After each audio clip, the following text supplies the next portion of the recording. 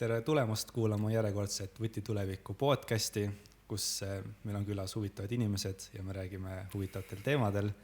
Ja mina olen Ardres Saus. Tervist, mina olen Robert Lärti. Ja meil täna on külas Meelis Lang. Tere, Meelis! Tere ka minu poolt, Art ja Robert.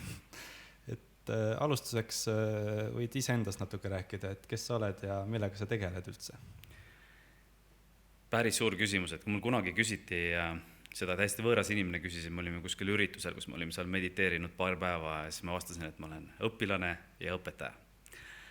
Natuke pikemalt rääkides, ma olen hästi pikalt olnud IT-valdkonnas, praegu 28 aastat, alustasin kuskil 14-15 aastasena, 16-aastasena hakkasin professionaalselt toimetama, samal ajal käinud siis koolis, õppinud 2 IT-kõrgharidust, 1 ärijuhtimise magister Soomes, Aaltos ja 3 aastat veel kõrvalt psühholoogiat, praktilist psühholoogiat.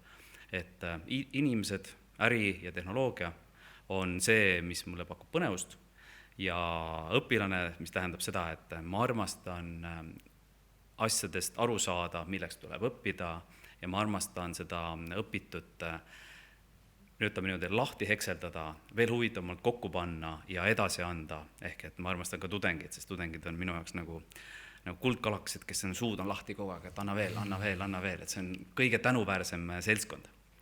Ja tudengid on selles eas, kus nad nagu tahavad ja natuke peavad ka ja õpivad seda, mis neid huvitab.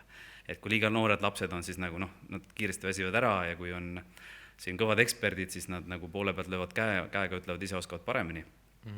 Et lühidalt nii palju, karjäärialaselt alustasin arvutiõpetajana, kui ma olin 16-aastane, samal ajal ise olin Polütehnikumis, siis hakkasin programmeerisin 15 aastat, junior programmeerijast arhitektini välja ja siis muutsin karjääri, ehk et kõik see alusteadmised jäid, IT, tarkvaraarendus, aga siis tuli IT ja ärianalüüs, projekti juhtimine, meeskonna juhtimine, IT, tarkvara ärijuhtimine ja sealt liikusin juba ettevõtte arendamise rolli ja ettevõtte juhtimise rolli. Ehk et kõik see on peamiselt, suurem osa on toimunud Helmeses, peaaegu 20 aastat, vahepeal juhtisin ühte startupi paar aastat, käisin turul ringi, vaatasin, tulin tagasi sinna, kus mulle kõige rohkem meeldis ja enne seda töötasin küll ka pangas, meedias, programmeerisin roboteid, kui ma olin 20-aastane, et hästi kirju ja huvitav ja põnev ja igast valdkonnast oli väga palju õppida. Et kõik on IT, aga igal ühel on, see on nagu kõik on inimesed, aga kõik on erinevad. Võib-olla, mis alustada siis meie teemat, et kuidas siis koolis saada häid tulemusi ja kuidas nii-öelda ellu jääda, kuidas see võib mõjutada siis nagu su nii-öelda tööelu ka ja kuidas need hinded ja kõik tulemused, siis võib-olla küsiks tegelikult alustuseks sellise küsimuse, et kas Eestis nagu võib-olla hinnatakse neid akadeemilisi näitajaid liiga kõrgelt praegu, et me oleme uhked, et me oleme seal näiteks PISA testides oleme hästi nii-öelda topis kogu aeg ja meil on hästi targad ja intelligentsed noored, aga just oli üks artikkel, et aga meil on vaimne tervis, noortel on just selline tagapool, et see võib-olla ongi just põhjustatud sellest, et see selline akadeemiline pinge ja selline nagu seda just, see on nii tähtis, et jäetakse need teised asjad nagu märkamata. No kui võtta PISA test, et siin on ju, testid on erinevatele vanustele, ehk et lasteaed on ühtemoodi, põhikool teistmoodi, siis tuleb gümnaasium ja siis vahepeal on tehnikumid ja ülikoolid. Et tasub ka siis, keda me nagu võrdleme, et kui me võtame üliõpilased ja tulemused on ju, või võtame selle PISA testi, kus on ju üksikud, valitud, väga nutikad, leidlikud ja inimesed, kellel ilmselgelt meeldib oma ainega tegeleda ja kellel on head tõenäoliselt õpetajad kõrval, kes veel aitavad, suunavad. See on põhimõtteliselt nagu noored tippsportlased mingis valdkonnas. Et põhimõtteliselt nüüd meil on piisavalt üksikuid huvitatud inimesi, kes lähevad ja teevad selle testi. Ja siis on veel need üldnäitajad, et kui palju on see lugemus ja matemaatika teadmised.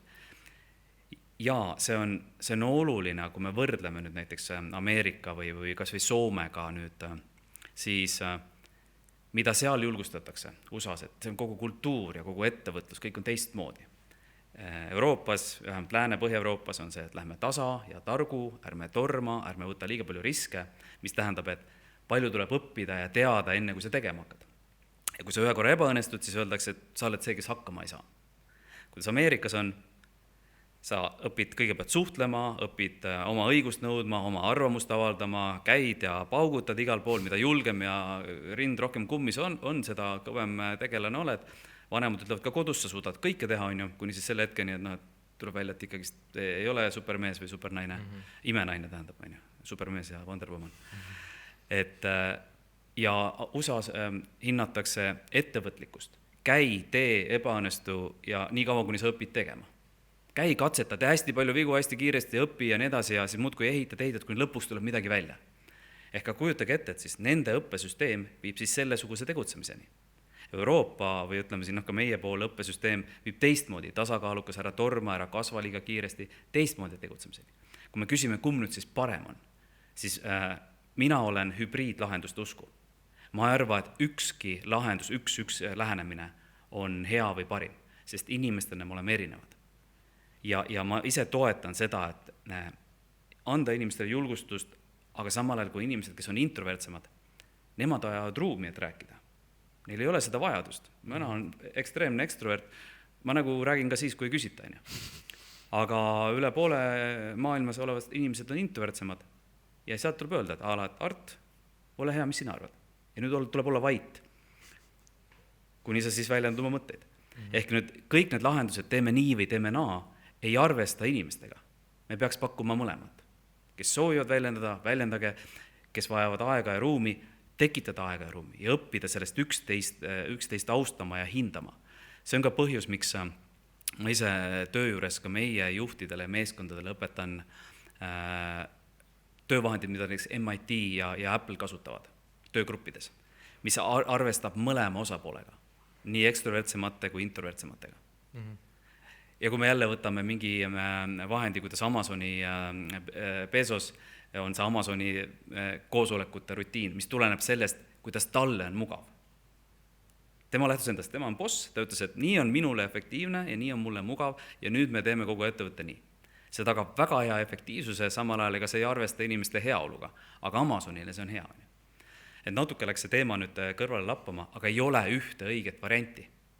Ja kõike liiga palju tehes, mitte inimesega arvestades, viib sinna, ütleme, heaolu kadumiseni ja kui saad edasi suruda inimest tegema midagi, mis talle ei meeldi, lõpuks masenduseni ja ebaõnnestumise ja kannatumiseni, kui inimene ise seda suunda ei vaheta. Tegelikult see kultuuriline erinevus tuleb hästi välja ka sellest, et kuidas neid töölisi võetakse ja vaadatakse ka, et näiteks ju Elon Musk on öelnud, et ega teda nii väga need GPA ja kõik keskmised hinded, et teda nii väga see ei huvita, et inimene peab olema selline ongi hakkaja ja uusi mõtteid peab esile tooma. Näiteks kui me võtame Samsungi lähenemise, mis on siis täitsa Aasia kultuuriruumis, siis ju tegelikult seal on kõik inimesed saavad palka ka kõikide näitajate ja tulemuste põhjal, et nagu täitsa see lööb seal ka hästi tugevalt välja. Ja see on, ma olen ise Lõuna-Koreas käinud, robotikultuur. See nägi välja nagu Aasia, Saksamaa ja konkreetselt mul on endal pruudi vend õppis seal ülikoolis ja ta olid sõbrad ja siis sa küsid, kuidas see keskkond neil on. Me räägime siin, et me oleme siin, õpime liiga palju või hinnatakse ühtemoodi ja on surve ja nii edasi. Kui sinna visata üks eestlane, siis ta põleb lihtsalt läbi konkreetselt selle poole aastaga, sest see on ebanormaalne, milline surve on ühiskonnal ja vanematel, et sa pead saama häid tulemusi selleks, et sul üldse oleks elu. Selleks, et üldse saada kellegiga pruudiga kuskil pargis jalutamas käia, pead sa kõigepealt saama head hinded kooli, sa pead saama töö, sa pead leidma endal eluaseme. Nii et jälle, kui me võrdleme, kuidas me siin on, siis igal pool on teistmoodi hull. Ameerikas ei ole võib-olla seda mure, mis meil on, neil on teine mure. Et see maailm ei ole nii must-valge. Rääkides GPA-st, keskmisest hinnetest, kõigest muust, ma küsin, aga mis on amet, mis on roll, mis on vastutus, mis on ootus? Kui sa oled spetsialist tuumajaamas, kontrollid, et see õhku ei lenda, ma ei arva, et sa peaks olema see, kes leiutab, katsetab, eksperimenteerib ja vaatab, mis juhtub. Ettevõtlik, et vahet ei ole, et ei pea füüsikast, matemaatikast aru saama. Ma arvan, et see ei ole see inimene, keda sinna soovid. Ja samale, kui sa oled Elon Muski ettevõttes, kelle eesmärk on jõuda Marsile ja nad ei tea, kuidas sinna minna, siis loomulikult, katseta, lennuta ja proovi. Need on 2 täiesti erinevat ettevõtmist. kui sa oled ajukirurg, siis samamoodi, äkki ei tahaks nii palju katsetust ja loopimist, proovime täna kahvliga, on ju. Et jällegi, et kõik see tuleb panna konteksti, seda absoluutselt õiget või valet ei eksisteeri. Ja see on üks viga, mida me tihti teeme. Vaatad ennast, vaatad, mis sa tahad ja ütled õige ja vale. Tegelikult peaks vaatama inimest, vaatama seda töökohta, vajadust, rolli ja siis vaatama üleüldse, kuidas mina näen head tulevikku, on, et inimesed disainivad töökoha enda järgi. Ja keskkond tööl ja need juhid ja kõik muud, kes siis on oma vastutusega. Juht ei tähenda see, et kes käsutab, juht tähendab see, kes vastutab mingi suurema valdkonna eest. Ta ei pea olema suurem, tugevam ja targem. See tähendab, et ta teab, mida see vastutus tähendab. Loovad selle keskkonna, et sa saaksid ise disainida oma töökoha, vastavalt oma eelistustele, tugevustele ja see peab muidugi vastama nendele töökoha ootustele, teistele vajadustele ka ja klientidele. Aga töökoha disainimiseks pead sa tundma number 1 iseennast. Ja number 2 seda siis, mis see tulemus peaks olema, kuhu jõudma koos teistega. Tasub ka aru saada, kas su roll on kunstnik. Kunstnik teeb asju üksinda. Nii nagu inspiratsioon ja loovus ja originaalsus tuleb ja läheb ja hullab kas või 30 tundi järjest, kuni pilt ära kukub, on ju. Kunstnik töötab tihti üksinda. Aga kui sa oled insener või tarkvaraarendaja, siis sa töötad meeskonnas. Ja siis sa pead arvestama teistega. Ehk jällegi ei ole seda, et kunstnikud on halvad. Nemad võivad lubada endale teistsugust keskkonna ja stiili. Aga see iseenda töö disainimine on see, kuidas ma näen, mis tulevik saab kohati olema parimates töökohtades ja millega juba tudengid võiks hakata arvestama iseenda tundma õppimisega. Kas võib-olla, ma olen vähemalt eelnevalt kuulnud sellised nagu võib-olla süüdistusi meie nagu akadeemilise või ülikooli elu kohta, et ongi, et nad pärsivad teatud nagu pooli ja eelistavad just nagu seda ühte moodi, et nagu surutakse veits nagu inimesi kastidesse. Kuidas te arvate selle koha pealt, kas see on nagu Eesti kontekstis vastab pigem tõele või see on rohkem nagu siuke mujal teema? Hästi huvitav küsimus. Ma nüüd avaldan ainult enda arvamust, kuidas mina näen. Mul on selline peas nagu unenägu, kus ma näen, et kuidas sündisid ülikoolid, miks need sündisid. Keegi kuskil võttis ette, ütles, et kuulge, toome need inimesed siia, hakkame neid harima, Konfutsius samamoodi on ju, õpetas talupoegi ja keisrit samal ajal, kuidas kõik targalt koostööd teha ja targemini mõelda. Mõtles välja ja ta oli samal ajal nii teadlane kui õpetaja. Talle meeldis õppida ja meeldis õpetaja ja ta lõi akadeemilise asutuse, kuhu saavad siis teadlased tulla, et seda kas edasi õpetada. Nüüd on ülikool, kõik käivad meil ülikoolis. Kui paljud õpilastest soovivad saada akadeemikuteks, teadlasteks? 1-2-3% on ju. Nii. Aga kool on selle eesmärgiga, ülikoolid on nagu loodud. Kui paljud nendest teadlastest tahavad saada õpetajateks, õppejõududeks? Veel vähem, jah. Ütleme nii, et neid ikka on, häid õppejõude on, aga neid on vähe. Aga kool on nüüd see kombo. Järsku peaks 2 asja olema. Ja neid õppejõude, kes siis on akadeemikud, kui palju neid treenitakse, et nad oleksid head õpetajad või neid surutakse, nad peavad seda tegema. Ja need õppejõud, kes on ülihead õppejõud, kui palju neid surutakse, et sa pead teadust tegema, kuigi tema tahaks hoopis seda teadust kasutada, et edasi anda õpilastele. Ja tulenevalt sellest, ma arvan, sellest rangest raamist, mida olemasolevad ka inimesed kinni hoiavad, sest need, kes seal on edukad, õnnelikud, hoiavad sellest kinni.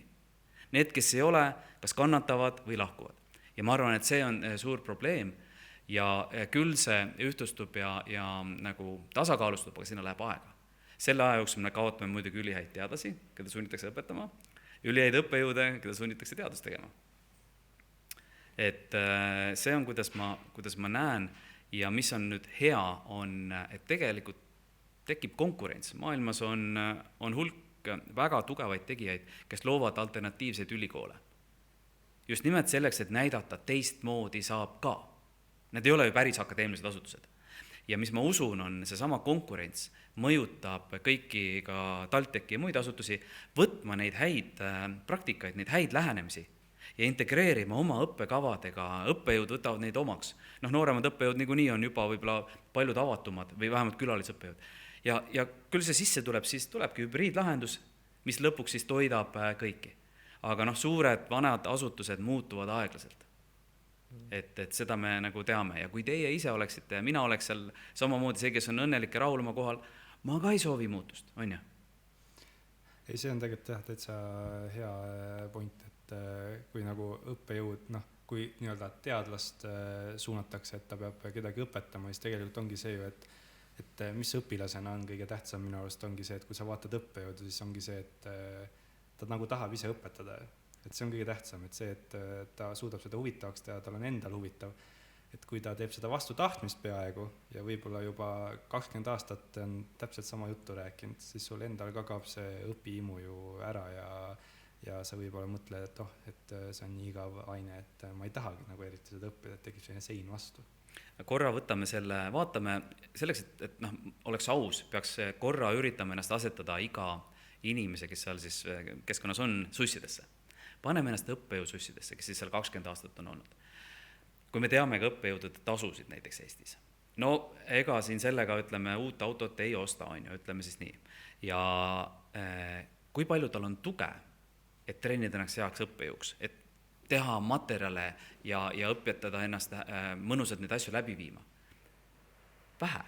Meie õppejõud teevad kõik üksinda. See on selline nagu, bussipileti raha eest, selles mõttes sa elad ära, aga ega seal mingit lustikummutit ei ole. Ja kui ei ole seda abi või tuge või häid treeninguid või aega, siis ongi tulemus seda, et hoiad lihtsalt kuidagi seda asja elus ja võib-olla 10 aastat räägite seda sama juttu. Ma tegin innovatsiooni juhtimist, andsin TalTechi majandusteaduskonnas üks või 2 semestrit ja mis ma tegin siis, 300 tundi panin selleks, et seda õppeainet ette valmistada. Lugesin läbi mingi 6-7 raamatut, võtsin oma 10 aasta ettevõtte arendusjuhi kogemused, kõik muud teemad, ülikooli teadused ja siis veel kõik need tehnikad, kuidas tudengitega neid harjutusi teha, et neil on põnev. Innovatsiooni juhtimine peaks ju kasutama innovaatilisi lähenemisi. Aga see 300 tundi, mul oli sel hetkel vaba aasta, mul oli nagu öeldakse, et sabbatical, ma võtsin vaba aasta, et mõelda oma mõtteid, teha ainult seda, mis mulle meeldib. Kui paljudel inimestel see võimalus on? Võtta see 300 tundi ja valmistada ette. Aga kust siis tuleb see uuendatud õppeaine, uuendatud meetod, head materjalid, mis köidavad? Ehk et siin on natuke see, et ühest otsast on kinni ja kõik tahavad, aga aru ei saa, et võib-olla mõni inimene on vastu seina surutud, ta ise ei näe seda lahendust ja seda teed ka ei tekitata, ruumi ka ei anta. Et tuleb ka mõista õppejõud, see ei ole nagu vabandus, aga see on nagu taust. Ja mul oli luksus, et ma võtsin need 300 tundi ja tegin teistmoodi. Aga kui rääkinud sellest, et me räägitakse, et sa õpid ikka iseenda jaoks, et kelle teise jaoks õpid kui iseenda jaoks. Aga kui me nüüd vaatame, et need hinded on ikka nagu üpris tähtsad asjad tegelikult meil ikka veel, et nagu selles mõttes mul on see, et minul on see tähtis just selles plaanis, et ma iseenda nagu kui inimesena tunnen, et kui seal on ilus number, siis ma tunnen, et ma olen teinud siis nagu head tööd. See on nagu, et ma ise tunnen ennast paremini, siis kui on see kõrgem number. Aga tegelikult nagu ju see number on ainult number, aga samas nagu vaimselt kui ma tulin ülikooli, mul oligi see, et et ma õpin, saan oskusi, saan teadmisi, see number alguses ei huvita mind nii väga. Aga pärast esimest semestrit ma vaatasin, et nii ilus number on, et võiks hoida seda ilusat numbrit ja siis hakkaski nagu tuli ka see, et see nagu see ei ole päris pinge, aga see ongi selline, et ma nagu soovin hoida seda, et kuigi alguses ei olnud üldse plaanis ja siis mul tuligi see mõte, et cum laude ka, et võiks ju saada, et ma ei tea, et uhke öelda, et teistele, et see cum laude on, et aga tegelikult kui palju üldse see nagu aitaks tegelikult mind, nagu see on ka küsitava väärtusega selline, et võib-olla ongi selline pigem ongi iseenda selline nii-öelda mugavus või selline, saad öelda, et ma tegin ära. Diplom seinal. Ja. Aga arutame natuke seda.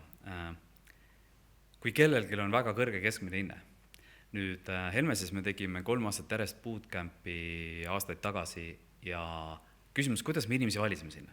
See ei olnud veel tööle võtmine, see oli eelnes sellele, et me tegime õpilastele, tudengitele nagu tasulise programmi 6 aega. Tasulise tähendab seda, et me maksime neile. ma ei mõtle seda, et nemad maksid, on ju. Me maksime selle eest, et nad käiks kuu aega kohal ja panustaks täiega. Aga kuidas me 300 inimese seast valisime, kas meil oli 10 või 15 inimest? Jah, 10, 15, 20 inimest valisime välja. Ja loomulikult seal on mingi kodutöö, et tagada, et sul on baasteadmised olemas. Et põhimõtteliselt sa ei hakka õpetama inimesele, kuidas uks lahti käib ja kuidas nuppu vajutada, kuidas arvutit käima panna, et igal erialal omad baasteadmised. Ja teine on muidugi huvi, kui sa juba kandideerid, sa näitad huvi, kui sa kandideerid õigeks ajaks, siis on nagu eriti hea. Kui sa kandideerid õigeks ajaks, vormistad need asjad nii, mida öeldi ja paluti, lisaks veel tunned huvi, kuidas sul läks, õpid, kui ei läinud hästi, mis siis ei läinud hästi, mida ma teistmoodi teen. See kõik näitab sinu huvi ja tegelikult jätab sind nagu meelde. Ja kui esimesed katseülesed asjad olid tehtud, esimesed intervjuud tehtud, aga samamoodi ma lõin sinna süsteemi, kus ma palusin, ole hea, kirjelda oma keskmised hinded või hinded, siin olid gümnaasiumis, põhikoolis ja ülikoolis. Ja nüüd ongi see küsimus, kas ma siis nagu võtsin need, kes kõige kõrgemad hinded on. Ma küsisin nagu üldist keskmist ja siis teatud ainetes, et mind ei huvitanud kehaline kasvatus alastiilis, eks ju. Ja kui kellelgi oli näiteks matemaatika 3 ja tema kodutöö ja suhtlus oli kõik väga hea, siis mis ma küsisin on see, et ole hea, räägi mulle, et sul on siin nagu tulemus on hea, aga hinded räägivad nagu ei saaks hästi aru asjadest. Mis sul selle ajal toimus, kui seal 3 said? Ja inimene ütles, et ma ei käinudki kordagi koolis, et ma läksin lihtsalt, ma ei tea, mul oli, mott oli maas ja ma tegelesin spordiga ja käisin, ma ei tea, 6 trennis ja mis iganes kõike muud on ja. Või oli raske aeg ja ei käinud üldse koolis ja sain 3. Ahaa, okei, sa kordagi ei õppinud ja said 3. Teine, hinne 5. Okei, väga hea, siin on hinded 5. Mis sa selle 5 tegid? Iga päev läksin koju, nädalavahetused ka, 6 tundi tuupisin. Ja vaatad, et töö on ka tehtud niimoodi, et kõik oleks nagu korrektselt, aga natuke nagu veider on, et rohkem on tähtis, et kirjavigu ei ole versus see, et kas see tegelikult töötab või õigeid asju teeb. Ehk et milles see hinne tuli? Loomulikult tuupurit saab tunnustada selle eest, et ta on nõus nii palju energiat sinna panema, asjad selgeks tegema. Kas ta päriselt ka aru sai? See on teine küsimus. Aga see laiskvorst või see, kes selle ajal ei olnud motivatsiooni, oli raske aeg, mis iganes pani tihti energiat mujale. Kui ta sai nüüd 0 pingutusega 3, kujutage ette, kui palju ta saab sinna, kui ta saab näiteks 12, on ja, kui ta sinna iga päev paneb 6 tundi juurde. Ehk et mina vaatan seda, mis oli su motivatsiooni, kui suur su huvi oli, kui palju sa panustasid ja tihti on ka, mis mure oli õpetajaga. Mõni oli see, et ongi inimesed öelnud, õpetaja vihkas mind. Mille pärast ma ei meeldinud talle ja ta ei olnud nõus, me ei saanudki läbi ja sealt ei tulnud midagi. Ehk et ma uurin tausta, loomulikult see võtab kõik aega, aga see on see isiklikult, kuidas mina olen vaadanud. Et aru saada, kui mul on ebaselgus. Aga kui on inimene, kes on teinud suurepärase kodutöö, õigeks ajaks kõik ära, cum laude, siis ma küsin ainult seda, mis sulle meeldib teha. Kõik on 5, siis mul on küsimus, mis sulle päriselt meeldib teha. Kas lihtsalt õppida hindeid saada? Või tahad sa päriselt programmeerida, tahad sa turundada, tahad sa, ma ei tea, psühholoogiks saada. Ehk et aru saada, sest need inimesed on segaduses. Kõiges võiks hea olla, aga see kõiges hea olemine ei tee õnnelikuks. Et igal inimesel on taust ja siis nagu natukene iga inimese kohta, et kokku panna head meeskonnad omavahel klapivad. See on see, kuidas mina neid asju vaatan. Mitte lihtsalt hinnet, aga see võtab tööd ja energiat, on ju. Ja cum laude on 2 ohtu on seal. Kas inimene on hull tuupur, õppis hinnete pärast, või inimesel oli nii panustas ja on nutti ka. Mis on see on see superkombo. Igal juhul cum laude, et tõstetakse ettepoole ja mõnikord on seal oht, et mõned inimesed soovivadki akadeemilisse karjääri minna või teistmoodi asju sügavalt kaevata. Praktilises elus ei ole tihti võimalik teha hindele 5+. Klient tahab seda saada homme.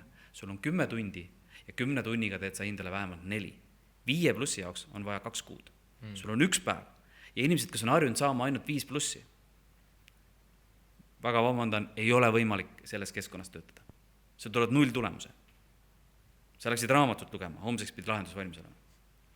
Ehk et tasub vaadata jälle neid huvisid, panustamist. Meil oli üks superkolleeg, hästi edukas turvaekspert, kes meil kolleegina oli arhitekt ja siis lahkus, läks teise turvaettevõttesse. Ja mure oligi selles, et ta tahtis asju teha liiga hästi. Ta tahtis teha kuulikindlaid süsteeme. aga keegi ei olnud sel hetkel valmis sinna panustama, kliendid polnud valmis seda raha maksma, vajadus oli ka väiksem ja ta läkski sinna, et õpetada teisi, kuidas teha kuulikindlaid asju. Ta ise neid enam ei ehitanud. Ja see ongi tema kutsumus ja ongi õiges kohas. Et natuke rääkida erinevaid inimesi ja taustasid, aga seda tunneb ära siis, kui sa hakkad seda tööd tegema ja mingit maigu saad sa suhu koolis. Aga ainult siis, kui sa töötad nii üksinda kui ka koos. Kui sa teed ainult koos, õpid ühte asju, teed ainult üksinda, õpid teise asju. Jah, ma olen ise ka seda hästi palju kuulnud, et just see 90% effortist, et see 10% seal ongi, see võtab kõige rohkem aega, see võtabki, nagu te ise välja tõite, et enamgi teed 2 nädalaga ja siis see ülejäänud 10% tuleb seal 2 kuuga. See on nagu Windows installeerimine, vaata. Macil ka, 90% on tehtud ja siis tund aega ootad. On ju? Minutiga käib ära ja tund aega ootad, noh. See on muidugi selline turundusreklaamitrikk seal, et petta inimestega.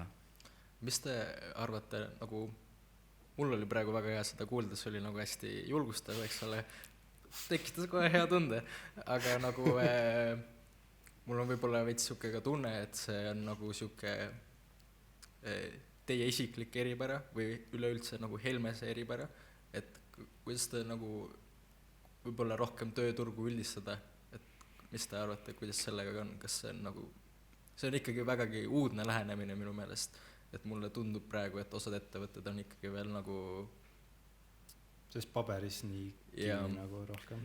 See on väga hea küsimus. Jah, see on ju, kui ma olen ise õpilane ja õpetaja, minu kirg on inimeste arendamine, siis ilmselgelt ma olen selles teemas mütanud, ma olin 16-aastasena arvutiõpetaja, samal ajal kui ma õppisin, no ilmselgelt mul väike kiiks on küljes, et see asi huvitab mind. Enamus inimesi ei huvita, enamus inimesi selle peale ei mõtle ja sellepärast nad ei ole ka võib-olla samas kohas. Nüüd, lisaks on meil ju ärimaailm, ehk et ideaalis kõik ettevõtted, kaasa arvatud ka ma arvan Helmes, võtaks perfektseid inimesi. Perfektne inimene tähendab, sul on cum laude ja sa oled hästi treenitav. Ehk inimesed, kes on kivisse raiutud, kes nagu kohanema, mis võimelised ei ole, ettevõtte arengu etapis keegi ei saa jääda 100% paigale. Kõik peavad natuke ennast kohandama, õppima ümber. Kui inimene on 100% paigas, siis see tekitab ühel hetkel probleeme. Ja kõik tahaks perfektseid inimesi võtta. Aga mis siis juhtub, kui sa ei saa neid perfektseid inimesi? Siis lased lati alla, lähed vaatad väljast ja nii edasi ja nii edasi. Või siis tõstad palka, üritad püüda neid siis kõige võimekamaid nii edasi. Aga tänapäeval on näiteks IT-valdkonnas on juhtunud see hetk, kus kõik võitlevad kõigi pärast ja ei olegi enam häid inimesi, kes on nagu valmis või ärme ütleb valmis, vaid kes on nagu küpsed ja juba tegijad, need on kõik võetud. See on see, et 100 ettevõtet tahab ühte inimest saada, mis tähendab, et inimene lööb lõpuks käega, kuule, ma olen ühes kohas, vahet pole, kõik pakute sama. Kuhu nüüd tark ettevõte fokusseerib, on samamoodi ka nooremate tudengite peale, aga tudengi, kes koolist tuleb, et temast teha ja treenida teda eksperdiks. No ütleme, eksperdine jõumine on, sul on nagu algaja, sul on kesttase, sul on siuke piisav tase ja siis on nagu ekspert, see on nagu meister. Siuke 4-5 taset. Me räägime siin eksperdiks saamiseks, väga-väga võimekad suudavad sinna jõuda 4-5-6 aastaga. Enamus jõuavad sinna tasemele 6-10 aastaga. Kesktasem saad sa kätte sinna aasta 2-3-ga, et see on investeering. Nii kaua ju ettevõtte peab valima sulle ülesanded, mis sul on jõukohased. Ta ei saa sulle anda neid ülesanded, mis tulevad, vaid tükeldama need lihtsamaks. Kes see tükeldab? See on lisatöö. Keegi sinust targem ja kogenum, selle asemel, et lihtsalt öelda sulle, näed, siin on maja joonis, ma lubasin kätega vehkida, et palun, ütleb sulle, näed, siin on akna raamistik, tee ainult see aken. Ta pidi selle ära tükeldama. Mida juuniorim on, seda rohkem tükeldab. See on lisatöö, ekstra töö. Ja iga üleandmine on ebaefektiivsus. Aga see on investeering ja nüüd sa pead looma siis ettevõtte, kes siis suudab neid asju tükeldada, inimesed, kes soovivad seda teha, selle tööle panna ja see on see, kuidas saab juuniorite koos töötada. Ja siis on küsimus, juunioril on ainult üks ootus, see on minu peas ja ütleme meie ettevõttes. Juuniori eesmärk on võimalikult kiiresti õppida ja treenida, mitte teha perfektseid tulemusi. See on ebarealistlik. Ja meil on olnud juuniorid, kes on ütleme reaalselt pidanud meilt lahkuma, tudengid otse tulnud, sest et ta oli kuskis valdkonnas, et midagi ta tegi enne, ma ei tea, kas või tegi kaugusüpet ja oli Harjumaa esimene. Nüüd tuleb tööle, õpib programmeerima ja ta on nagu Harjumaa on ju 1000, eks ju. Aga ta on enda peas kogu aeg tahtnud suurepärast tulemust teha. ja üritab tulla esimesest päevast olla perfektne. Kõik on uus. Ja kui öeldakse talle, sinu ülesanne on õppida ja treenida, mitte võistlustel esikohti tuua. Esikohad hakkavad 3-4-5 aasta pärast. Ja ongi olnud nagu see, et ta on ennast kas läbi põletanud või ebaõnnestunud, me ütleme, et nii ei saa. Sa ei ole aru saanud põhiootusest. Õpi ja treeni. Ja mida nüüd parima keskkonna jaoks on vaja, on see, et minu soovitus teile, mul on endal olnud vähe mentorid. Valige töökoht, kui on võimalik, kus teil on mentor. Meil on see üks reegel ja on üksikud, kes sellest on jäänud ilma, sest ega mentorid siin kuskil nagu seeni vihmaga ei tule. Mentoriks peab olema inimene samamoodi. Professionaal, kellel meeldib teist aidata kasvada, kellel meeldib teist juhendada. Enamus inimestel ei meeldi teisi juhendada ja aidata. Neil on see kohustus vastik ja mõni teeb halvasti ka, nagu head õppejõududega. Aga keskkond, kes treenib mentoreid ja kui sul on mentor olemas, sinu väärtus ja võimekus kasvab 2-3 korda kiiremini. Juhul, kui sa oled avatud ja lased ka ennast treenida. Kui sa treeneri nõu kunagi ei kuula, ma teen ise, nii edasi, kõik on siin ise. Üksikud inimesed, kellele see sobib, enamusele, kui sa blokid, siis öeldakse, sorry, ta ei kuula meid. Ta ei võta seda tagasisidet, ta teeb samu vigu, sama reha, 3. kord, juba täna. Ja siis, mida teeb see töö juures inimene, tema juht, kes iganes ütleb, joonistab edasi.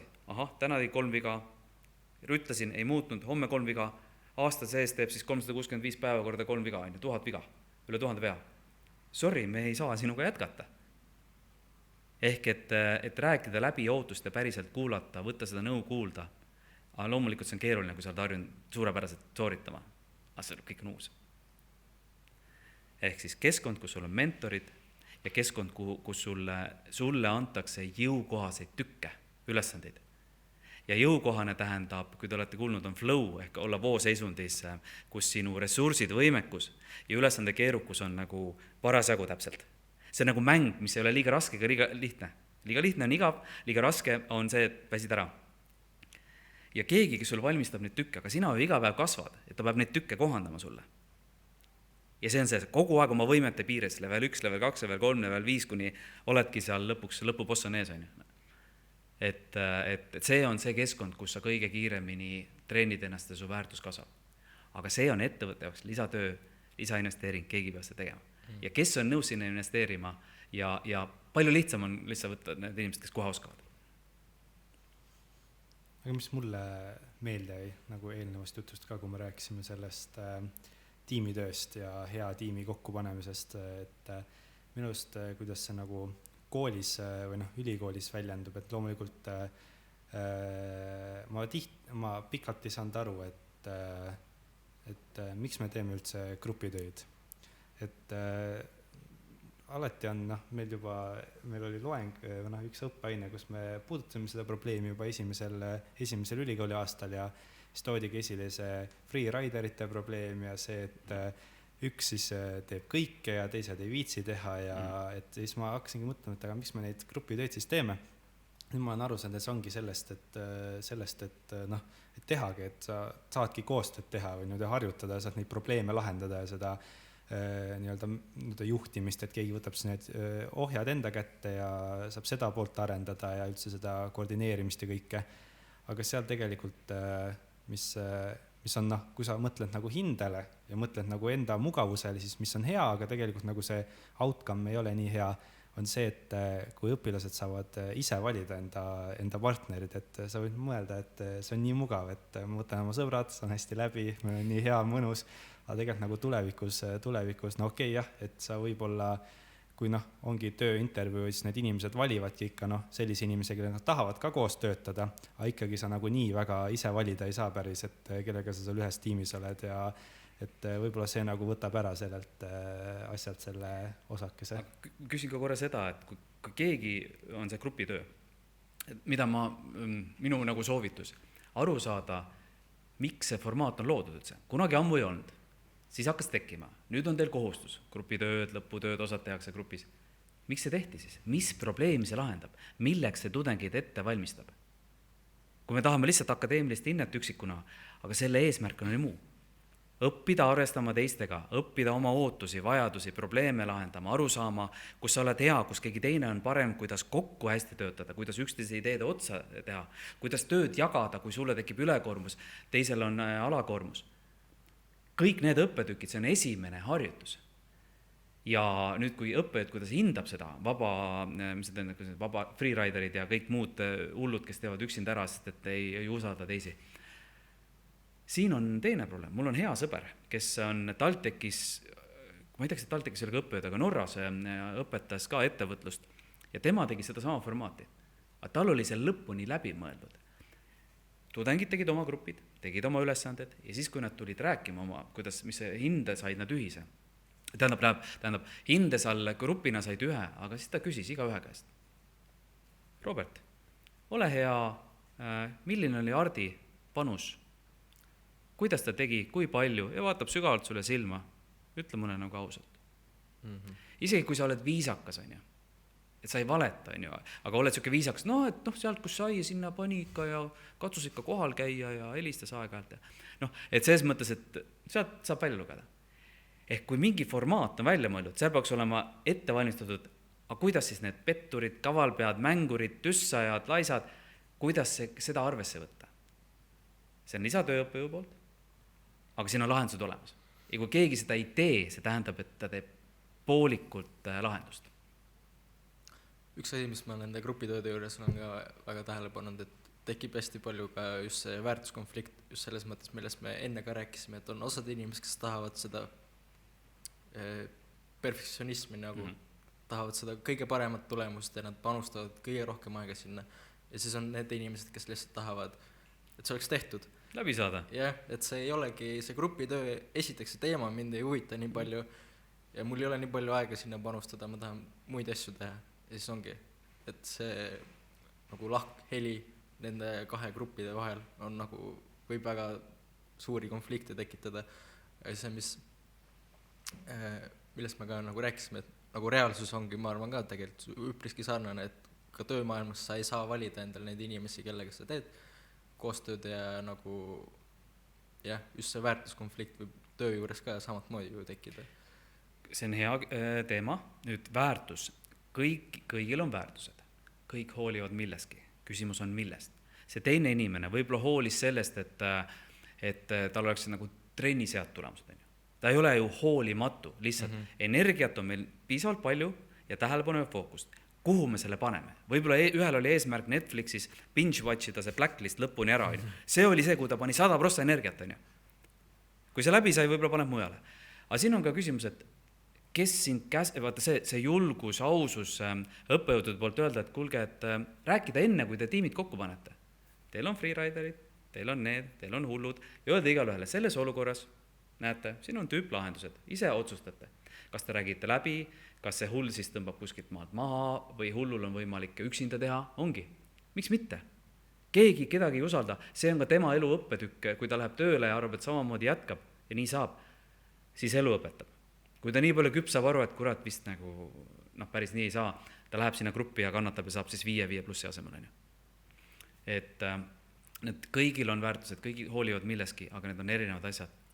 Ja ma võin rääkida oma loo, et mul on 2 kooli siis nii IT-kolledžis, TalTechi all kui Aalto ülikoolis, mul jäi 0,03 ja 0,1 punkti jäi puudu mõlemal kumlaudest. Ja sest ma avastasin samamoodi lõpus, kui olid nagu hinded hakkasid välja tulema, vaatasin, kurat, ma oleks sinna ühele eksamile pidanud ikkagi õigel ajal õige raamatu kaasa võtma.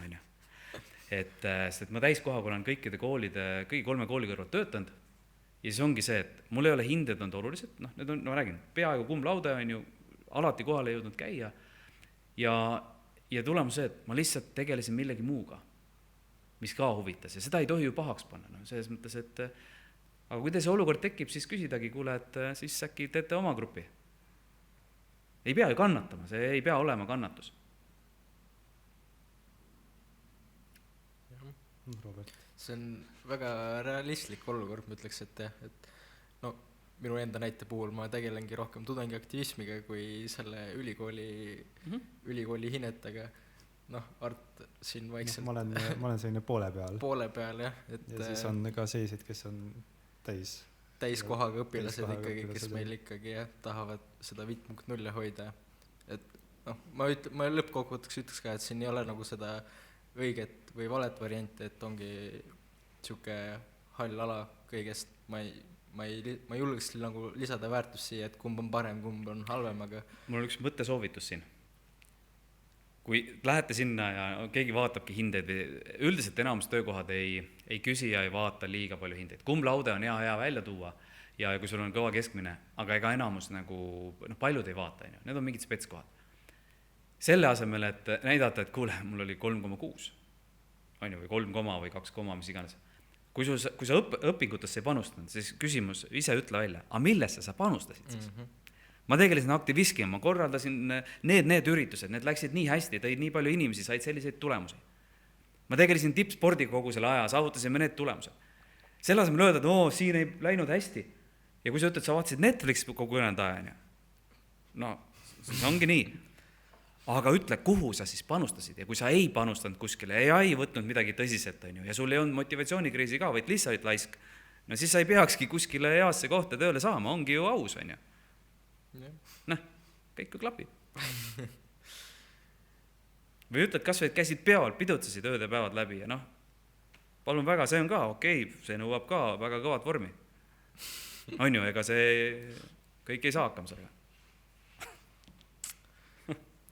Võib-olla kui minna sinna õppimise juurde tagasi, et neid oskusi ja teadmisi omandada, et te ütlesite, et kuna te töötasite kooli kõrvalt, et ikka vahepeal ei jõudnud kohale, et siis ma olen siin mõelnud, et kui just tänapäeval nüüd meil on kõik andmed ju kätte saada, me saame lugeda ise igasuguseid soovituslikku kirjandust ja meil on kohustuslik kirjandus ja kõik ja saame videoid vaadata ja saame ise uurida internetis kõike, ja tihti saab ju järele ka vaadata loenguid ja kõike, siis nagu kui tähtis ikkagi tegelikult see kohal käimine üldse on ülikoolis? Nagu kui sa oled õpilane, siis see annab midagi juurde, aga nagu tegelikult ju sa võid niimoodi ju planeerida enda aja, et kuna loengud on päeval, siis võib-olla ongi, et päeval sa saad palju rohkem teiste asjadega pühenduda ja siis vaatadki võib-olla õhtul seda salvestust järele või nagu, kuidas te suhtute sellesse? Ma küsin ka, et see kohal käimine, eesmärk ei ole ju kohal käia, eesmärk on saada mingid teadmisi, mida sul läheb vaja. Kui sul neid ei lähe vaja ja keegi ei kontrolli ka, siis ei peaks seda üldse toimuma. Ehk et eesmärk ei ole kohal käia, eesmärk ei ole videosid vaadata, eesmärk on milleski aru saada ja seda selleks, et seda kuskil rakendada. Et nüüd on need flipped classroomid, mis on üsna, ma arvan, et tal tekkis samamoodi juba seoses koroonaga tulid, ja flipped classroomi on tagurpidi. Vanasti, kus digitaalseid lahendusi ei olnud. Õppejõududel olid oma raamatud, mis nad pidid akadeemikud kirjutama pähe õpitud ja siis nad lugesid seda raamatut peast maha. Aru saamata, et kuule, sul on ju raamat trükitud. Äkki inimesed loevad ise. Ja nüüd muidugi seltskond jaguneb suureks grupiks. Väga paljudel inimesed ei ole piisavalt distsipliini ja moti, et võtta see raamat kätte läbi töötada. Neil on mugavam omada kohustust tulla kohale, karta, et kui ma kohale käi, ma see miinuspunkti, see on selline nagu treener, kes karistab ja see on see, mis neid toob kohale. Üks tahab ise teha ja edukalt teeb. Teine ei suuda üksinda teha, tal on väga raske, tal on vaja põhjust, et kohal käia kellegi pärast, mingi hirmu või rõõmu pärast. Et jälle siin ei ole ühte head lahendust. Kui me ütleme, et kõik õppige kodus, mõnedel on väga keeruline teha seda. Mõned tahavad grupis, tahavad kuulata selle asemel, et lugeda. Ja see ongi, et me pöörame, ma usun jälle hübriidi. Kui seda ei ole võimalik lugeda, siis tuleb kohal käia. Kui seda on võimalik ise lugeda või videost vaadata või läbi harjutada, siis võiks seda iseseisvalt teha. Või väikestes gruppides. Ja flipped classroomi mõte on see, sa valmistad kõik, mis sa saad ise õppida, õpid enne ära, loed läbi. Ja nüüd tuled, sa arutad neid asju, neid küsimusi, neid käike, mida kuskil kirjas ei ole. Ja see on nii põnev ja nii äge ja nii lahe grupitööd kuulata neid case värke selle aine kohta, selle teaduse teema kohta, et sa lausa tahad sinna minna. Sest seal ei loe sul keegi ette, mida sa saad lugeda. Seal on arutelud, diskussioonis. See on selle asja nagu mõte ja see töötab. Ja ma usun, et kui inimene korra seal on käinud ja selle kogemuse saanud, kui see on hästi tehtud, ta igal juhul läheb uuesti. See emotsioon jääb sinna külge.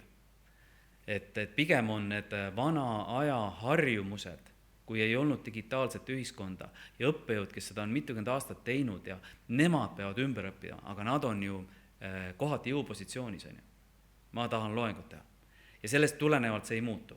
Maailm on muutunud, tudengid on muutunud ja jällegi, pigem hübriid selle asemel, et kohe nüüd, et tavai õppejõud, noh, et all or nothing, et muutus võtab aega.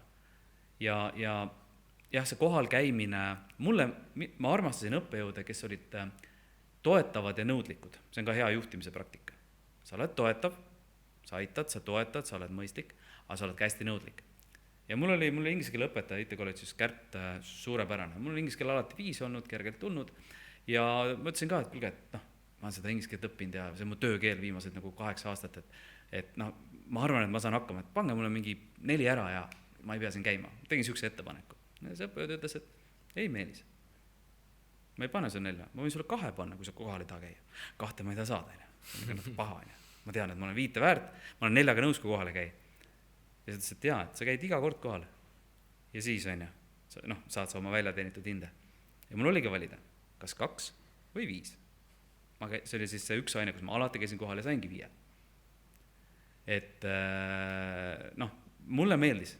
Ta pani mind nagu fakti ette. Palun, jaa, sa võid kohe, ja muideks need on legendid õppejõud, kes ütlesid, jaa, kõik, kes tahavad saada mingi, ma ei tea, 3 või 2 ühte, tulge, davai. Ja need, kes tahavad rohkem saada, noh, on teine. Ma tean tegelikult inseneri teaduskonnast. Ma olen ka kuulnud seda. Et lähed tunnikontrolli tegema ja siis õppejõud ütleb, et nii, et te ei pea paberile mitte midagi kirjutama, ma panen teile 2. Aga kui te tahate head hinnet, siis tehke töö ära, saate võib-olla parem kui 2. Ja ongi selline ettepanek. Seal on muidugi see ka, et kui see ikkagi seda aine on vajalik ja kriitiline, noh siis niimoodi ei saa lasta. Ja ma tean samamoodi ühte Leedu õppejõudu, kellel oli väga huvitav arusaam, et temal oli põhimõte, et 20 või 30% tudengid peavadki tema ainest läbi kukkuma, kes ei tohigi sealt läbi saada iga aasta. Ta oli nagu hästi kivisse raiutud arusaamine. Ehk et kui tema gruppi põhimõtteliselt sattusid 10 geeniust, siis 3 nendest pidigi koolist välja kukkuma. Ta oli ära otsustanud, et alati tuleb kari lambaid, keskmisi ja üksikud head ja nii on alati. Hästi nii-öelda kinnine mõtlemine ja ebainimlik. Et see on jälle erand ja käis ja targutas, et näed, jälle kukkus nii palju läbi, et kõik on hästi. Ja noh, et see ei ole inimlik, see ei ole nagu normaalne. Noh, mul on hea meel, et ta on kuskil Leedu ülikoolis, mitte siin. Jah, see on ka see, mis kohati olen ka märganud, et teaduskonniti on see hinneti kriteeriumid või nagu väga, väga erinevad.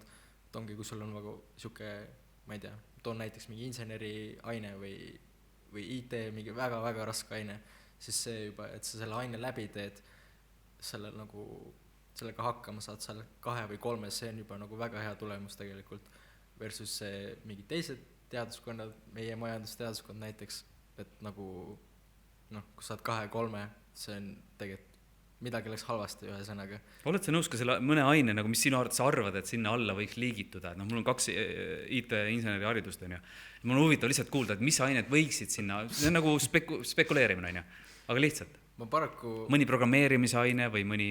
See ilmselt on jah mingi, ma lihtsalt ongi, ma olen tuttavatega rääkinud, mul paraku ei ole need aine nimed meelde jäänud, aga ma meeldan jah, et see mingi kõrge matemaatika või mingi kindlad programmeerimise asjad, et ongi nagu ta ise ka välja tõite, et nagu õppejõutaja arvates on ka nagu see normaalne, et sul teatud protsent kukubki läbi, iga aasta kukub ja nagu see peabki nii olema, et noh. See on normaalne, et see juhtub, aga ma olen täitsa eriarvamus, et see ei pea nii olema. Nüüd, mis mulle tundub mõistlik, ongi mõned ained näiteks, kui ma tean IT-kolledžis mäletan, oli funktsionaalne programmeerimine, Haskell ja loogiline programmeerimine, Prolog. Enamus tarkvara arendajad nendega oma elu jooksul kunagi kokku ei puutu. No 99% ei puutu. Üksikud puutuvad ja mõned panevad hullu selles. Ja kui ma õigesti mäletan, need olid, sa said, mis on see aktsepteeritud, mis ongi see arveldatud või arvestatud, jah, mingi siuke mõiste. Et paar ainet, kus eesmärk oli, sa käid läbi, su pea on tagurpidi otsas juba, mõistus on katki, noh, mõelda nii, nagu inimesed ei mõtle. Ja ja sa käid läbi, sa teed selle kaasa, vahet pole, mis see tulemus saad, sa saad arvestatud. Sa oled kohal käinud, sa oled pingutanud, sa saad aru, et teistmoodi on võimalik ka mõelda. Et nagu need ained, mulle tundub, peakski olema need arvestusained, mitte hinde, võib-olla ei peaks olema hindeained, kui need pole kriitilised selle valdkonnas nagu edukaks saamiseks. Sest minu arust ongi, on nagu baasained, siis on nagu on kriitilised ained ja siis on need kõrvalained arvestatud, mis toetavad. Aga võtame kas või sama, et kui me võtame tarkvaraarendus, siis kas filosoofia on see baasaine, kriitiline aine või toetav? Samamoodi. Ja jällegi, et aga õppejõud ise, kes ju seda ainet annab, see on ju tema töö ja leib. Kui ta saab öelda, mul on mingi toetav aine. Kõik tahavad ju, et on põhiaine. See näitab ka seda, et viimastel aastatel on, kui me võtame näiteks siin põhikooli ja nii, see järjest rohkem ju on võetud niimoodi vastu otsuseid, et me ei annagi neile numbreid kohe alguses siis nende tulemuste eest, et ma tean näiteks, et mu vend käis koolis, siis vist oli nii, et 6. klassini ei saanudki hindeid, et seal oligi tagasiside, et õppejõud andsid või õpetajad andsid siis iga nagu mingi teatud aine kohta siis mingi tagasiside, kui hästi ja mida ta oskab hästi ja mida ta võiks nagu tähelepanu pöörata nii. Ja siis ei olnudki mingeid numbreid vaja nagu, et see näitab ka seda, et kõike nagu ei peakski teadma. Ma tean hästi palju inimesi, kes üldse räägivad, et kui gümnaasium et gümnaasiumis meil on küll nüüd on erinevad suunad, et tegelikult seda spetsialiseerumist võiks võib-olla isegi rohkem olla gümnaasiumis juba. Et see on ka nii ja naa, et oleneb, kui inimesed arenevad ka erinevalt, et kas ta teab seal 10. klassis, et millega ta tahaks rohkem tegeleda, et see on ka selline küsitav. 99% ei tea. Et nagu mitte nagu väga spetsialiseerumist, aga nagu, et võiks nagu veel rohkem olla. Kas reaal või humanitaar või? See on nagu tavaline, aga jah, et meil oli näiteks mul gümnaasiumis oli IT-suund ja oli tehnoloogiasuund ja meditsiinisuund ja niimoodi, et jah. Ma isegi olen enda peas jõudnud selle arusaamine, et isegi see, et reaal või humanitaar on eksitav, sest tänapäeva reaalsus on see elukestev õpe ja elukestev õpe ei ole mitte see, et eesmärk on elukestev õpe, vaid maailm lihtsalt muutub ja valdkonnad, teemad, ülesanded muutuvad, koostöövormid muutuvad, et lihtsalt nagu ühel hetkel pole vaja enam seda, kes lihtsalt labidaga kaevaks, sest et võib-olla nagu peamised augud on kaevatud, on ju. Ja ei tea, et sa tõid selle näite, need hinded või selgitused. Kui öeldakse, et hinded ei panda, siis nüüd näidati ainult mündi ühte külge. Küsimus on, aga mida siis pannakse, mis teistmoodi on? Ja kui seal on tähenduslik tagasiside, siis see on või rohkem väärt kui number, mis ei ütle mitte midagi, milles olid suurepärane või mis tahaks kaasa aitamist, millele tähele pöörata. See number ütle ju mitte midagi. Ütles, et vastas ootustele. Aga kus ta ületas ootusi? Kus oli see koht, kuhu võiks edasi arendada? Mitte midagi. Et see on lihtsustatud süsteem. Tähenduslik tagasiside, see, mida parimad töökeskkonnad, et me Helmeses samamoodi, see on koht, kuhu me praegu ennast treenime. Õppimise keskkond meil juba on, learning culture, õppimise kultuur. Aga selle aluseks on tagasiside kultuur, see on väga keeruline koht. Tagasisidet, meil on eraldi treeningud tagasiside, kuidas tagasisidet hästi vastu võtta, kuidas tagasisidet küsida, kuidas tagasisidet anda, tulevikku suunates ja kriitikat anda. Ja tähenduslik tagasiside on ju super asi. Et tegelikult ei ole see, et enam ei panda hindeid, vaid öeldaksegi, nüüd me anname tähenduslikku tagasisidet. Võib-olla see, mis nagu võttagi kaasa, ongi see, et kui sa oled üliõpilane ka ja sa saadki mingi töö esitada nii, siis võib-olla ongi tark nagu alati rohkem küsidagi seda tagasisidet, et tihti on nii, et mõned õppejõud kirjutavad sulle ikka väga põhjalikult ja pika selle teksti tagasi, aga mõned panevad lihtsalt selle hinde punktid ja siis panevad, et hea töö või üks kursuse parimaid või üks kursuse kehvemaid või midagi. Tubli, 3 lehekülge kirjutasid täis. Et jah, see on, et võib-olla küsida siis rohkem, et siis sa saad ka nagu tead, millele järgmine kord rõhku panna rohkem, et võib-olla seda ja sellist sõnalist tagasisidet võiks kindlasti rohkem olla. Suurepärane ettepanek ja see on küll lisakoormus õppejõududele, aga kui ei anna, nagu sa ütlesid, mine küsi viisakalt, ja ütle ka, miks sa seda soovid. Eesmärk ei ole see, et kuule, ta ei ütle, miks mul siin kehvasti läks, ta ei ütle, miks ma 5 sain, vaid öelda, et sul peab mingi positiivne kavatsus olema, ma tahan rohkem teada, kus mul asjad hästi lähevad, seal peab mingi positiivne hea kavatsus olema, mitte lihtsalt küsida. Mis sa teed sellega, on ju? Mitte lihtsalt käia piinata, kuule, sa ei teinud märkmeid mulle siia, teistel on nii palju. Minu meelest meil on väga huvitav vestlus, tahaks kindlasti jätkata, see on niisugune vestlus, mida hiliste õhtutel räägib. Kutsuge sauna, teeme segasauna, teeme kõik programmeerijad, majandustudengid ja psühholoogid koos. Ja.